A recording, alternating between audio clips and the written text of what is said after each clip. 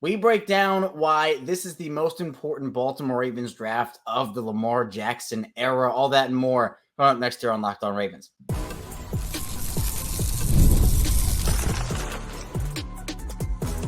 You are Locked On Ravens, your daily Baltimore Ravens podcast. Part of the Locked On Podcast Network, your team every day. Welcome into another edition of Locked On Ravens, your daily Baltimore Ravens podcast. I'm your host, Kevin Ostreicher of Ravens Wire, here with you on the Locked On Podcast Network, your team every single day. Thank you so much, as always, for being here, making Locked On Ravens or first listen each and every day, wherever you're available on all podcasting platforms. That includes in video form on YouTube, where you can like the video and subscribe to the channel. Also in audio form, wherever you get your shows, Apple Podcasts, Spotify. We're bringing you 5 days a week, plus more of daily Ravens coverage, Monday through Friday. So Ravens news, analysis, updates, and so much more. Tell a friend, tell a family member. We have them covered here on Locked On Ravens for their daily Ravens content, and of course for you, for yours. Today's episode of Locked On Ravens is brought to you by Monopoly Go. I admit it, I do have a competitive side, and it's a big fan of Monopoly Go, the mobile hit twist on classic Monopoly. So join your friends and download Monopoly Go now, free on the App Store or Google Play. We return Purple Friday here, so hopefully everybody has a great weekend lined up. Officially, less than 1 week away from the 2024 NFL Draft is we are 6 days away. The countdown is definitely on for the Ravens. 9 picks. And of course, since the draft is so close, it's going to be, again, another draft-centric episode here today. Now, I do want to dive into, and this is a conversation we've had in bits and pieces over the course of the past couple months on this show, but I really wanted to dedicate the opening of the show today just to why 2024, in my opinion, is the most important Ravens draft of the Lamar Jackson era for Baltimore. We'll get into the timing of everything, obviously contractually, and also just with needs and prospects and timing of other players on the roster. It all kind of adds up to one big thing. So we'll talk about that. Then we'll get into more of an updated prospect list. We've talked a lot about prospects over the course of the couple months here, doing mock draft Mondays, diving into a lot of different guys, but just an updated list of guys 6 days away. And then we'll talk about some more sneaky needs. We're all talking about the offensive line, right? We're all talking about even the wide receivers, corners, edge players, but there are a couple of other needs we have mentioned here and there I do want to dive more into today. So let us talk about the draft for Baltimore here, 2024, and why it is the most important of the Lamar Jackson era. But for me, I think that Baltimore has a lot of different ways that they can go about this draft, but the timing of everything really makes it something to look out for. Lamar Jackson, with his rookie deal now expired, obviously he signed that huge mega contract with Baltimore. There was a lot in terms of just getting a roster around him while building it without the necessarily full financial freedom of a rookie quarterback contract. I've talked extensively about this on Locked On Ravens, and if you're in every day, you're probably tired of me talking about it, honestly, but it is one of the reasons why it's so important for Baltimore, especially what makes it even more important, in my opinion, is just how many guys Baltimore has lost in free agency. And we are far from done, in my opinion, with seeing Baltimore adding guys in free agency. I still think that there are opportunities for them, especially after the draft. And we saw Eric DeCosta do a lot of his work after the draft last year with guys like Ronald Darby and Jadeveon Clowney, Kyle Van Noy, etc. There's a lot that you can kind of put into that. But for me, the draft is so important to hit on those types of guys where it's cost-controlled contracts. Or, everybody calls it the cost-controlled contracts of 4 or with the 5th-year option with first rounders, 5 years. And we see it where I can give literal examples of this free agent class, and I've given them on the show before. Robert Hunt, premium position on the offensive line, goes to Carolina, 5 years, $100 million. Damian Lewis-Sagard, I believe that was 4 for 54, also from Carolina. Gabe Davis gets 3 for 39 from the Jaguars. Darnell Mooney gets a big deal from Atlanta. So to me, there are all these different reasons why the Ravens need to have a good draft this year. They only had, 6 picks last year, 7 picks last year. They have 9 currently. I would not be shocked if the Ravens decide that, this is going to be more of a rookie-centric roster for them, because with all the players they lost, we went over the list time and time and time again on the show before free agency. It was 20 plus guys, a lot of talent. And while free agency is still going to be a big part of what Baltimore does, getting guys on those rookie deals is going to be ever so important for just post-rookie contract Lamar Jackson life. It's not even all about Lamar either. It's the fact that obviously the Matabike contract, that's now done.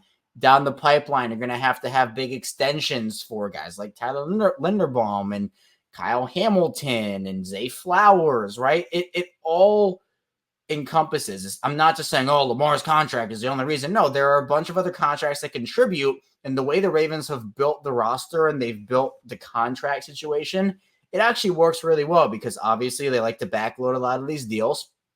So as the bigger contracts at the end of their contract life comes to a close, you then have the other contracts kind of slide in, and you can make more backloaded extensions, and that all works. So it works out in a way where Baltimore is not completely handicapped, but it's like every other team where it just changes the way that you have to build a lot of your roster. So that's one reason. One of the other reasons, too, is that this draft lines up really well with Baltimore's needs right now, especially Baltimore's most important needs. We'll talk about those sneaky needs in the final part of the show, but talk about offensive line. It's a really good year to need an offensive lineman. Like this tackle class is insanely deep. You talk about day 1, day 2, day 3. They can get quality players on all 3 days of this draft. Even if you want to get a guy on the inside, they're quality guys. Maybe you want to even take a tackle and kick that guy inside. Really good offensive line class. Wide receivers, still a need for Baltimore.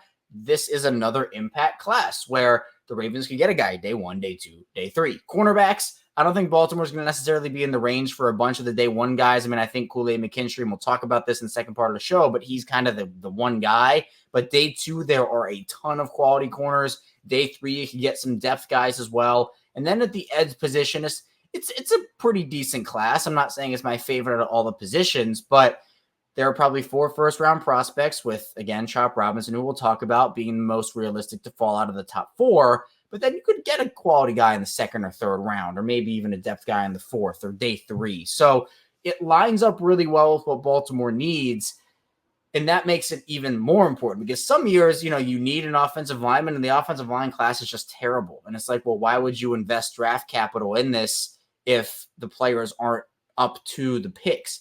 Now, it's not just about the prospects and the players. It's also about how the Ravens, I guess, handle, the word I'll use is handle, but how they handle pick 30.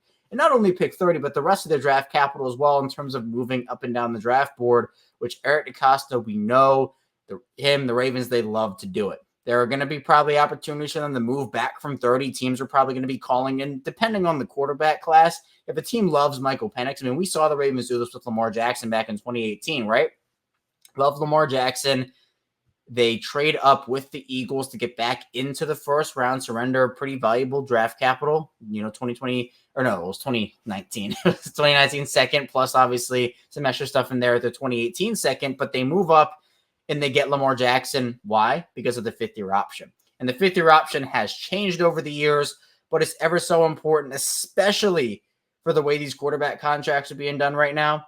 The 5th-year option is so valuable for quarterbacks. So to be able to move up into the first round, if a team loves Michael Penix and he falls to 30 and a team is maybe worried, you can move up with Baltimore and go get your quarterback. So the Ravens, they have opportunity not only to add to this draft class, to their draft capital this year, but also potentially to the draft capital next year. But then what if a guy falls to him? You could also move up a couple of spots, although I don't necessarily see that a ton in their future. But this is a big year for building, especially when we all expect the Ravens draft class to be as big as we do, where 9 picks is already a pretty decent amount. It's a pretty hefty amount of picks, I'm not going to lie.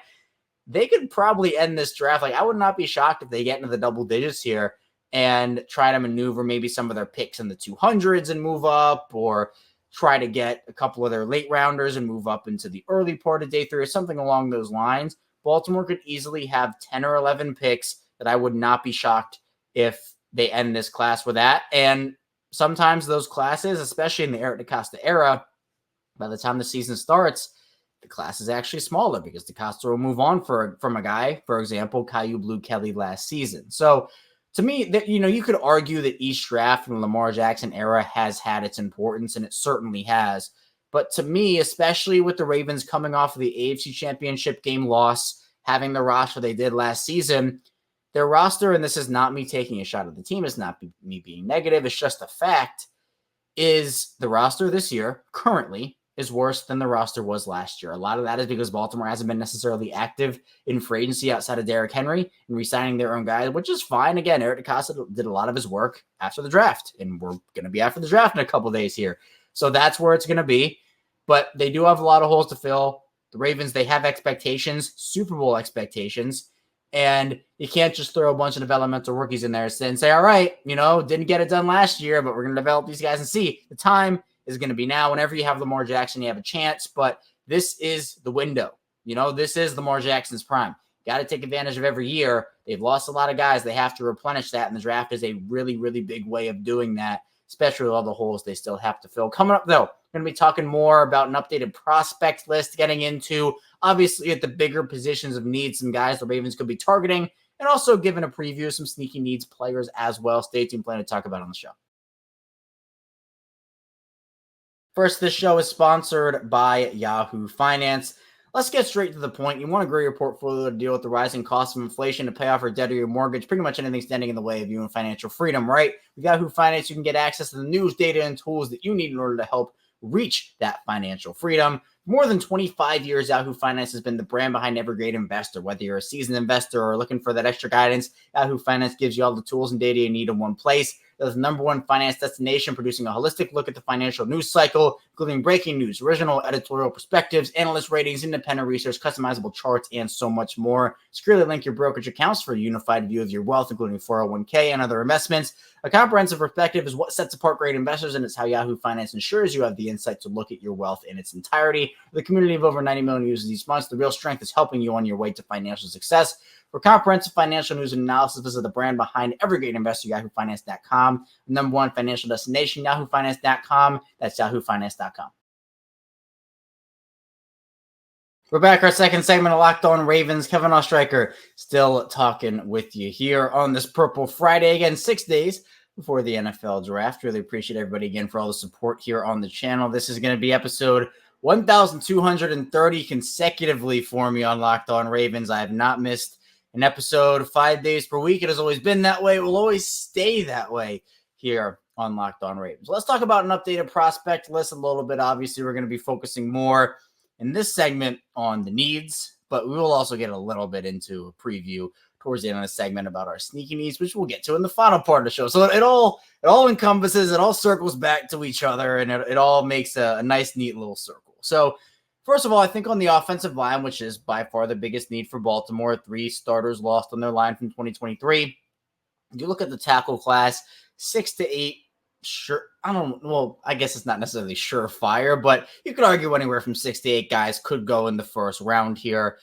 To me, I think we're talking realistic, right? Obviously, would love to have the Ravens go get Joe Alt, but they're going to be nowhere close to that range. So realistically, I think the first potential realistic option for them is Amarius Mims out of Georgia, someone who had some injury history, someone who is a little bit, doesn't have a lot of experience necessarily, at least compared to some of these other guys. But in my opinion, he has probably one of the highest ceilings at the position in the entire class. Now you gotta think a little bit, and there's been arguments both ways about, well, how much can the Ravens afford to take a developmental prospect, especially at 30? Now, personally, I think that Mims is probably going to be gone.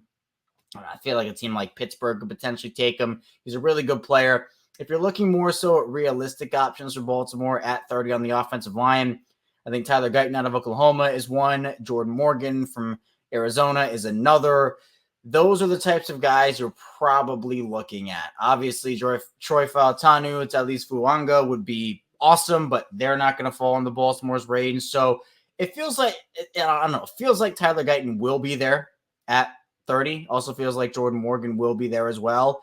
If the Ravens want to go for an offensive lineman, Guyton is looking more and more likely, potentially. We're going to see, but it also depends on how the board falls. Because we saw it literally back in 2021 with Kyle Hamilton. No one expected him to fall to 14. He was a top 5, top 7 consensus prospect, fell all the way to 14. So it happens. It happens all the time, actually. But Baltimore will have, even if it's not a first-round tackle, players like Patrick Paul and others, there are any way you put it, all 3 days of this draft, Baltimore can get quality offensive linemen. Now, the further you go down the draft, the less likely it's going to be a plug-and-play option there, and then maybe you're looking more at the players already on the roster, but there are still good options there. Now, wide receiver-wise, and we've talked about this, and we had a prospect segment, I think a couple shows ago, where we were talking a bit more about kind of the same thing, but obviously with it being less than a week away, I wanted to revisit it.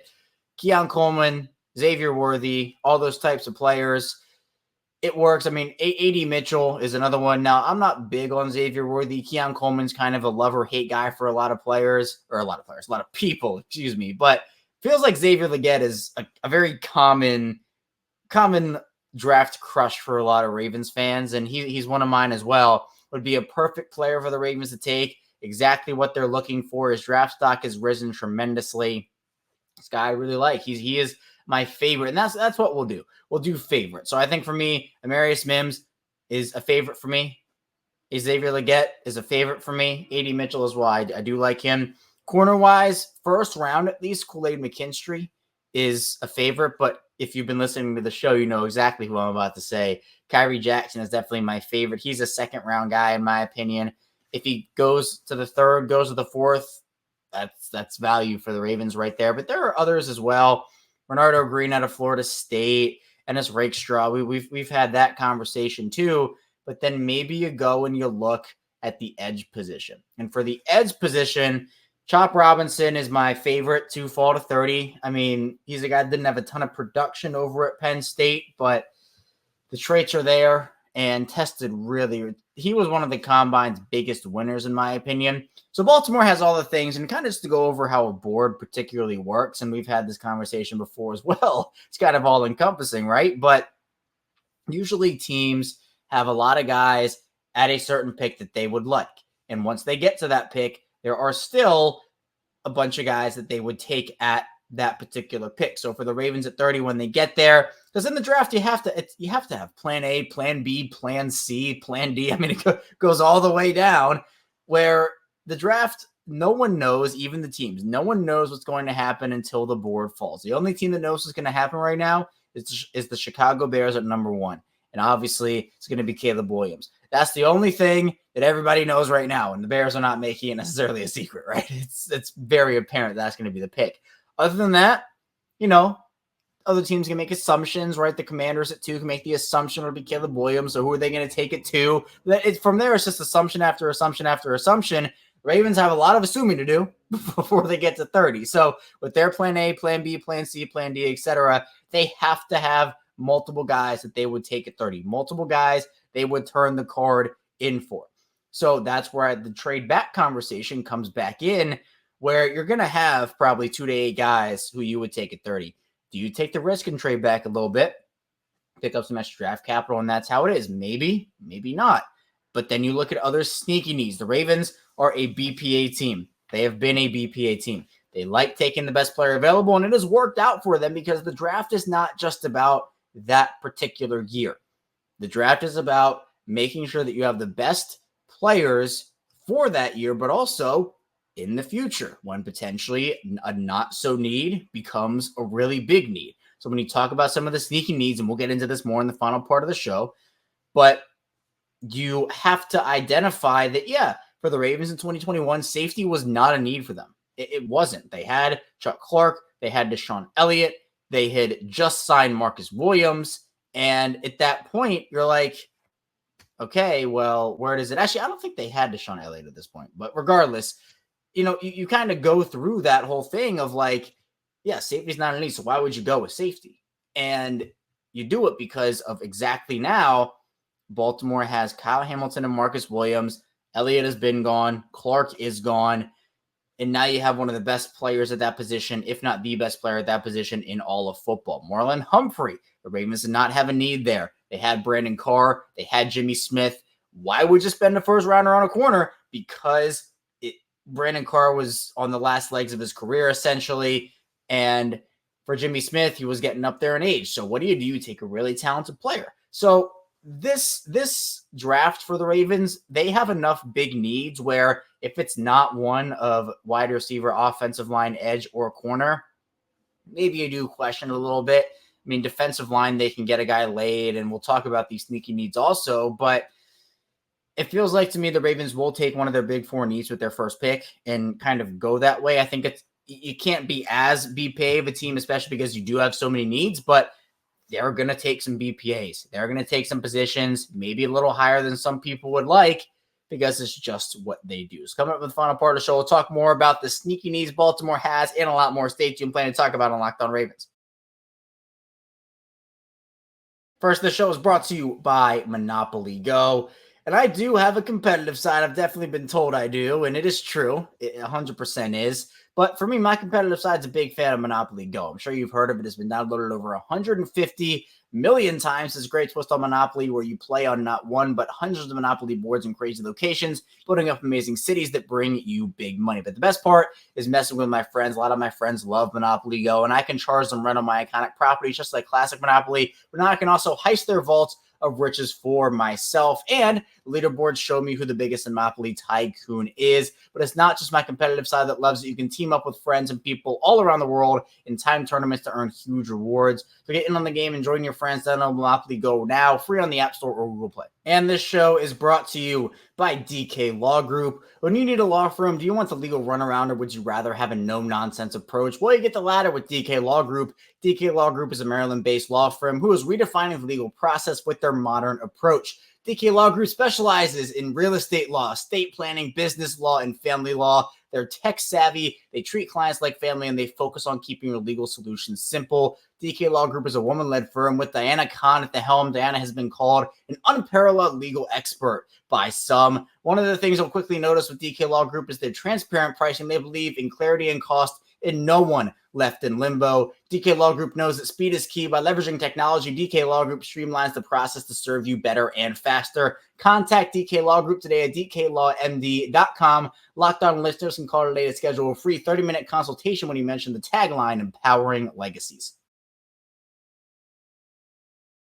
We are back, our final segment of Locked On Ravens. Kevin Oestreicher, still talking with you. I have not gone anywhere. I haven't gone anywhere for nearly 5 years now. So I've been hosting the show since 2019. So not going anywhere. You don't have to worry about that. Be sure to subscribe to the channel on YouTube and also in audio form as well. Really appreciate all the communities we've built up here. It really has been so incredible watching them grow. Obviously, we started off in audio form, did that for a couple of years. Then not only did we continued the audio form, obviously, but moved into the video aspect of things as well. So both communities, I value them equally, obviously, and I really appreciate everybody who tunes in, whether you are a part of the audio community, part of the video community. Maybe you're a part of both. Maybe you like to listen one day, watch another. That's really cool. I appreciate that as well. Also on social media, subtext, so many different Locked On Ravens communities, and I really value each and every one of them. Let's talk about sneaky needs for the Ravens as, again, less than a week away from the draft officially now. Baltimore has a couple of them. Obviously, the big ones we've gone over a lot on this show: offensive line, corner, wide receiver, and edge. I can literally recite it in my sleep. But there are some of the more sneaky ones that people are saying, well, I wouldn't want the Ravens to draft that at this point in the draft, or why would they take a guy like that at that position at this point in the draft?